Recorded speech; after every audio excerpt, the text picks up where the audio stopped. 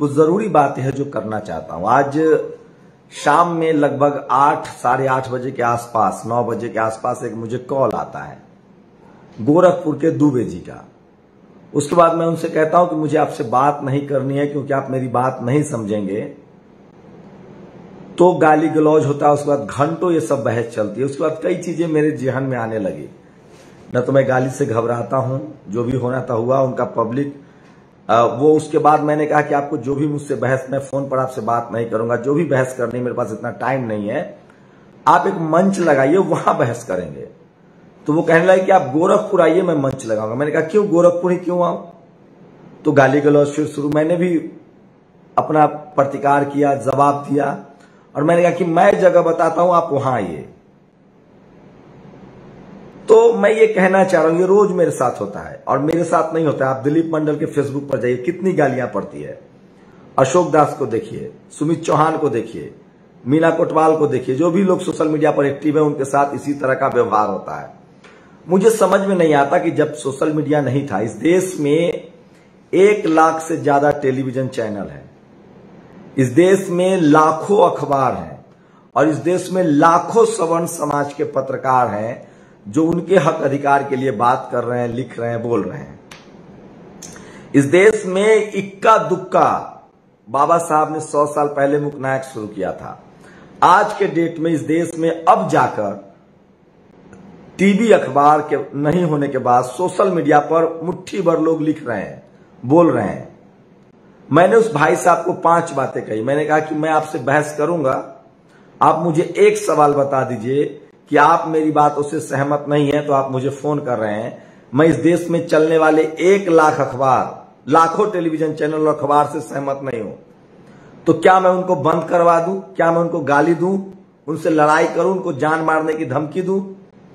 आप सोच लीजिए कि बहुजन समाज के 5 से 10 सोशल मीडिया प्लेटफॉर्म है, 1 दर्जन से ज्यादा पत्रकार नहीं है। मैं हिंदी पट्टी की बात कर रहा हूं और अंग्रेजी में।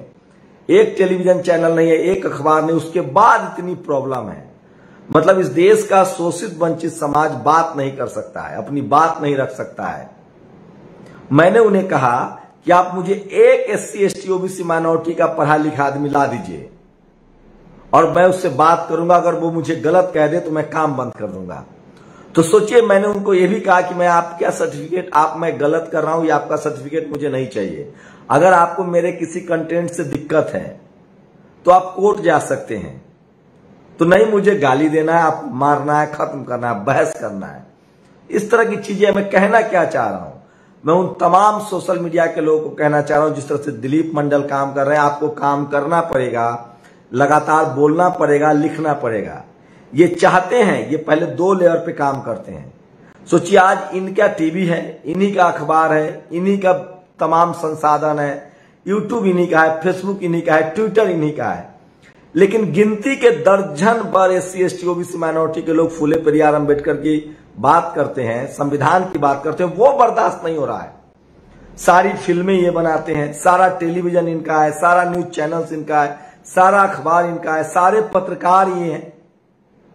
लेकिन आप नहीं कर सकते हैं क्योंकि ये चाहते हैं कि जिस तरह से media, judiciary, college, university, bureaucracy, business पर इनका कब्जा है, आप बोले ही नहीं। आप आलू वाला हो, ठेला रिक्शा चलाएं, भेड़ बकरी चराएं, मजदूर बने रहे, कोई दिक्कत नहीं है। आप नेता बन जाइए तो आप चोर घोषित कर देंगे, आप पत्रकार बनिए तो आपको जातिवादी कहेंगे, आप बिजनेस करिए तो अरंगा लगाएंगे। मतलब कहना क्या चाहते हैं ये?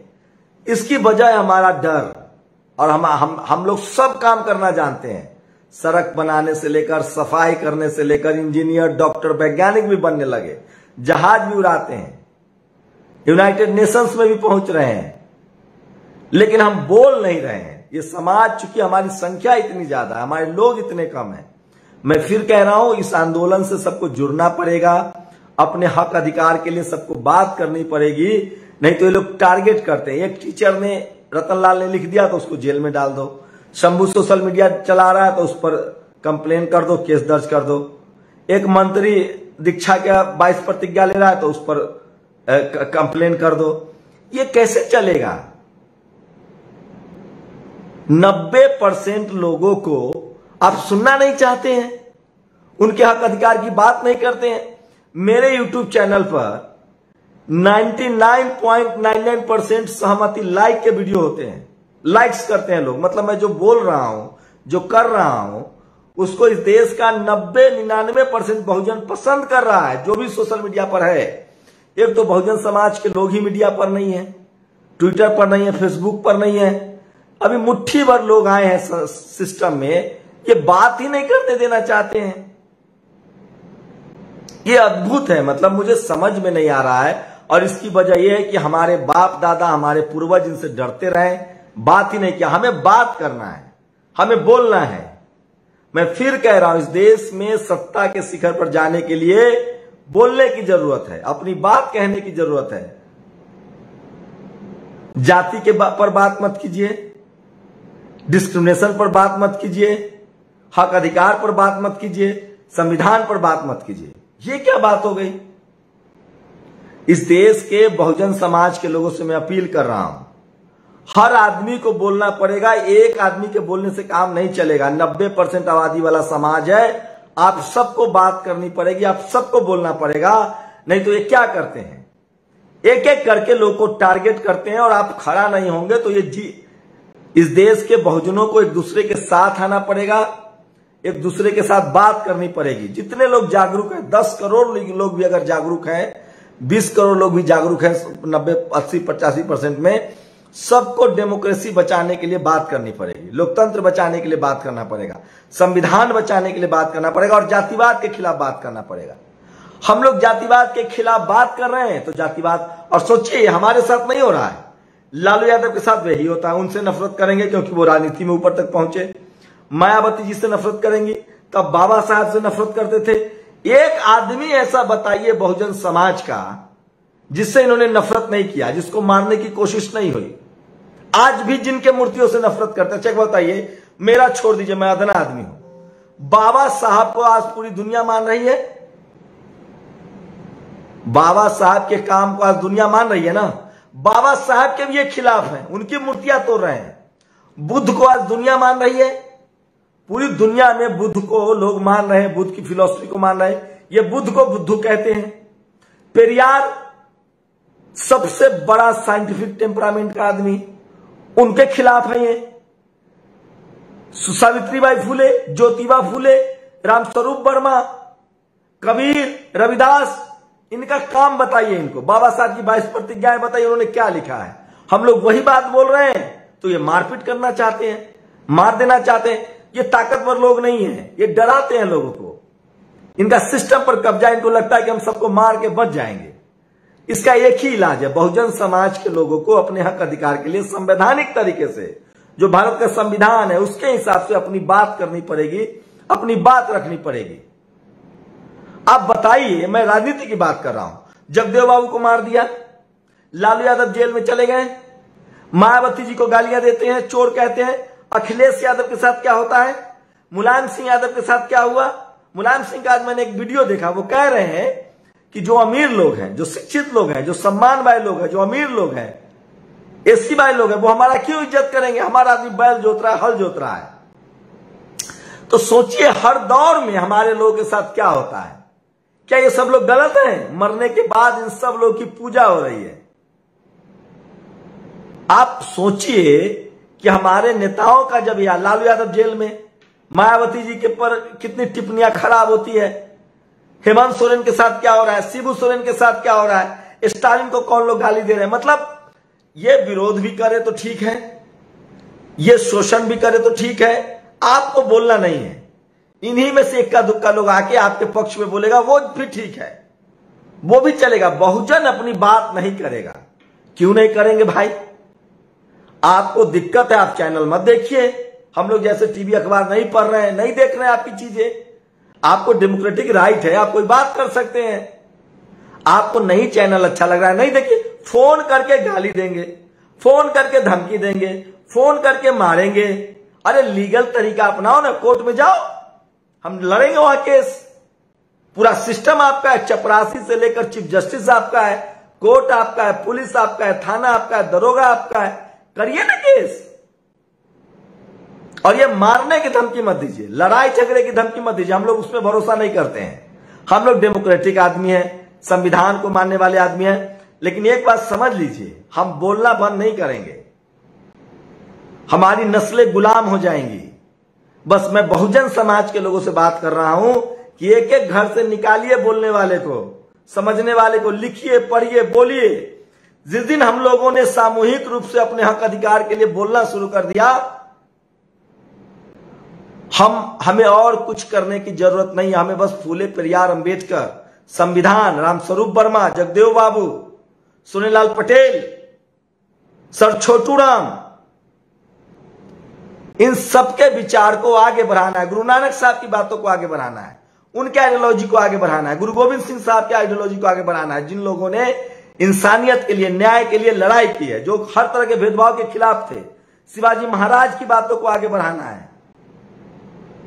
इनको एक यूट्यूब का पत्रकार नहीं पछता और सीधे फोन करके गाली देना शुरू कर देते हैं। अरे सर, आपको नहीं पसंद है मत देखिए, हम जबरदस्ती तो कह नहीं रही आपको देखने के लिए। या आप मुझे बहुजन समाज मुझे आके कहे कि मैं गलत बोल रहा हूं, मैं बंद कर दूंगा।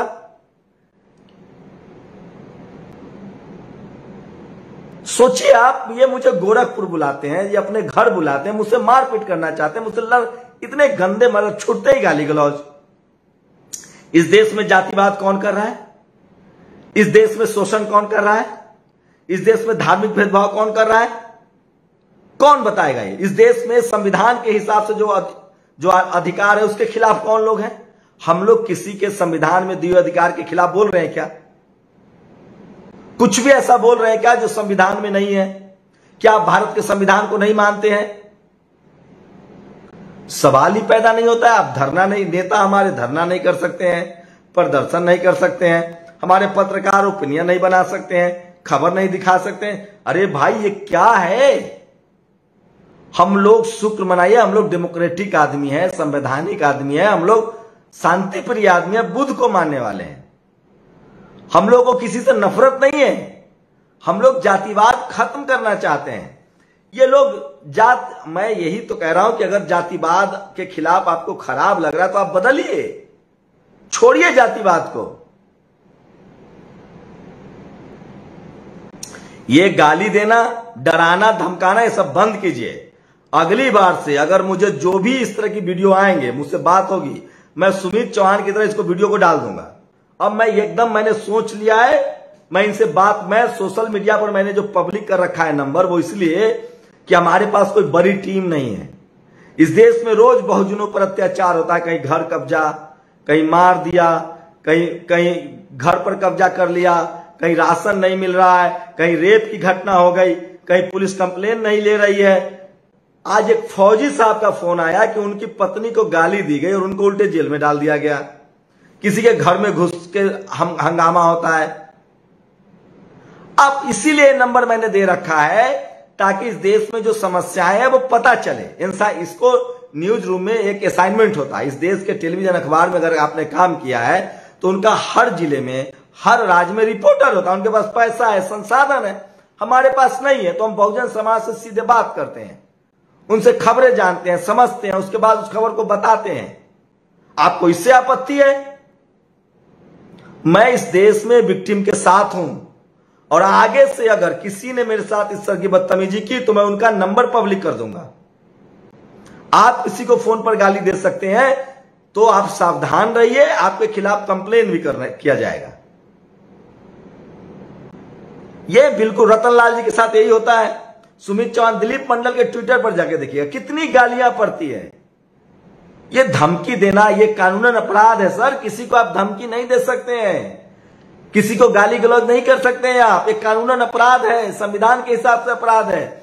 आपकी सहमति, असहमति, आप पुलिस में जा सकते हैं, कोर्ट जा सकते हैं, लीगल सिस्टम है यहां।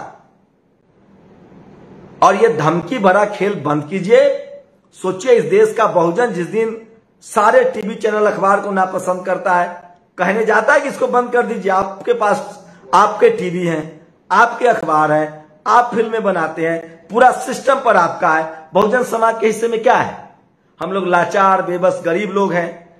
रिक्शा चला रहे हैं, ठेला चला रहे हैं, सब्जी बेच रहे हैं, दूध दूह रहे हैं, खेत जोत रहे हैं अब पढ़ाई लिखाई का अधिकार मिला है तो हम बात कर रहे हैं, आप बात करने नहीं देना चाहते हैं। ये क्या बात हो गई? बहस भी नहीं करेंगे, बस सीधा गाली गलौज। मैं बार बार कह रहा हूं कि हम लोग बहुजन समाज को जगाने का काम कर रहे हैं, उनके हक अधिकार से उनको रूबरू कर रहे हैं, उन पर होने वाले शोषण अत्याचार को दिखा रहे हैं, उनकी सफलता को दिखा रहे हैं। आपको क्या आपत्ति है? और हमें आप एक बात समझ लीजिए, हमें आपके सर्टिफिकेट की जरूरत नहीं है। हम क्या कर रहे हैं हमें पता है। आप हमारे लिए कालीन नहीं बिछा के आएंगे। अगर आप अच्छे आदमी होते, अगर आप मनुवादी जातिवादी नहीं होते तो संविधान को मान लेते, आप गैर बराबरी खत्म करते। लेकिन मैं जानता हूं ये नहीं करेंगे आप। इसके लिए बहुजन समाज को बोलना पड़ेगा, सवाल पूछना पड़ेगा, अपने हक अधिकार के लिए खड़ा रहना पड़ेगा। इसलिए डराने धमकाने की कोशिश मत कीजिए। लीगल तरीके से आइए, लीगल तरीके से बात कीजिए। डरने वाले लोग नहीं है हम लोग हर तरह के अन्याय के खिलाफ बात करेंगे, भ्रष्टाचार के खिलाफ बात करेंगे, वर्चस्ववाद के खिलाफ बात करेंगे, असंवैधानिक कामों के खिलाफ बात करेंगे। ये हमारा कर्तव्य भी है और अधिकार भी है, संविधान देता है। और इस देश के हर नागरिक को गलत के खिलाफ बोलने का अधिकार है। अगर आपको लग रहा है कि हम कुछ गलत कर रहे हैं तो आप संवैधानिक तरीका अपना सकते हैं। ये धमकी देना, गाली गलौज करना, ये सब छोड़ दीजिए। इससे आपको कुछ नहीं मिलने वाला है। उल्टे आप लोगों के प्रति और ज्यादा ये बात प्रूफ हो जाएगा कि आप लोग धमकियां देने वाले लोगों से कह रहा हूं। ये धमकी उनकी से कोई डर नहीं रहा है। हम लोग संवैधानिक आदमी है। हम लोग इस देश के जुडिशियरी, मीडिया, ब्यूरोक्रेसी में अपनी भागीदारी चाहते हैं। हम लोग शोषण के खिलाफ है, वर्चस्ववाद के खिलाफ है। खुद आरएसएस प्रमुख मोहन भागवत ने कहा है कि जाति और वर्ण को छोड़ना होगा, भेदभाव छोड़ना होगा। आप उनकी बात सुन लीजिए। रोज सुप्रीम कोर्ट के जज कह रहे हैं। इस देश में तमाम बहुजन नायकों ने कहा है। वो फूले गलत है, पेरियार गलत है, अंबेडकर गलत है, कबीर गलत है, रविदास गलत है, सुनीलाल पटेल गलत है, रामस्वरूप वर्मा गलत है, सर छोटू राम गलत है, फातिमा शेख गलत है। क्या बात कर रहे हैं साहब? गुरु नानक साहब गलत है जिन्होंने कहा नो रेस नो कास्ट। ये सब नहीं चलेगा। आपको इस देश में डेमोक्रेटिक कंट्री है, डेमोक्रेसी है, बात करनी पड़ेगी। उसी डेमोक्रेसी से प्रधानमंत्री नरेंद्र मोदी गरीब घर से निकल के प्रधानमंत्री बने हैं। ये सब समझना पड़ेगा आपको। डेमोक्रेसी का सम्मान कीजिए। सोचिए, इस देश में सवर्ण समाज के पास लाखों चैनल, लाखों अखबार और लाखों पत्रकार हैं। कोई बहुजन गाली देने जाता है, कहने जाता है बंद कर दो? आपसे 2-4 यूट्यूब चैनल नहीं बर्दाश्त हो रहे हैं, 2-4 पत्रकार नहीं बर्दाश्त हो रहे हैं। धीरे धीरे ये संख्या बढ़ेगी। और मैं बहुजन समाज से अपील करता हूं कि आप सब काम जानते हैं, सिर्फ बोलना सीख लीजिए और अन्याय के खिलाफ, गैर बराबरी के खिलाफ बोलना शुरू कीजिए।